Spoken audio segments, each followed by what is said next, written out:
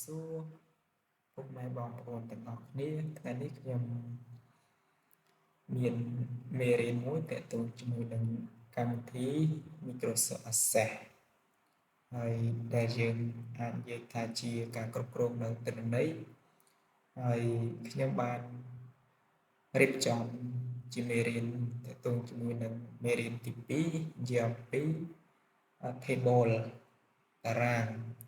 អញ្ចឹងគឺយើងចូលទៅសិក្សាជាមួយខ្ញុំទាំងអស់គ្នា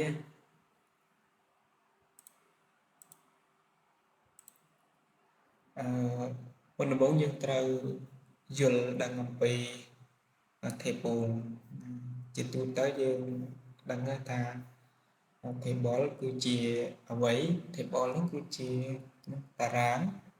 ដែលយើងប្រើសម្រាប់ធ្វើការទុកទិន្នន័យគ្រប់គ្រងទិន្នន័យទាំងអស់ត្រូវបានរក្សាទុកនៅក្នុង table ទាំងអស់ហើយទិន្នន័យទាំងអស់អាចជាបញ្ជីឈ្មោះសិស្សបញ្ជីចំណូលចំណាយបញ្ជីផ្សេងៗទៀតអញ្ចឹងយើងឃើញថា table មានតួនាទីសំខាន់រក្សានៅទិន្នន័យរបស់យើងដែលយើងអាចទុកបានច្រើន table អញ្ចឹងនៅក្នុងផ្នែកនេះគឺយើងនិយាយអំពីrow និយាយអំពី record និង field អញ្ចឹងគឺនៅក្នុងខាងលើនេះបើនៅក្នុង Excel ស្មើនឹង column ប៉ុន្តែនៅក្នុងកម្មវិធី Microsoft Access គេហៅថា field ហើយខណៈនៅក្នុងកម្មវិធី Excel គេហៅថា row ចំណែកឯនៅក្នុងកម្មវិធី Microsoft Access វិញគេហៅថា records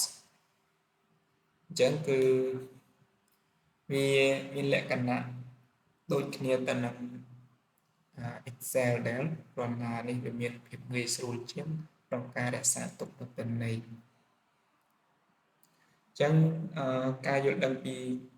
ការបង្កើតនៅតារាងមាន2របៀបទី1តាមរយៈ table ដែលមាន table ហើយតាមរយៈទី2យើងបង្កើតតាមរយៈ table design អញ្ចឹងគឺការបង្កើត table មាន2ហ្នឹងហើយមួយទៀតទាក់ទងជាមួយនឹងការបង្កើតផ្នែកទី1គឺការបង្កើតនៅ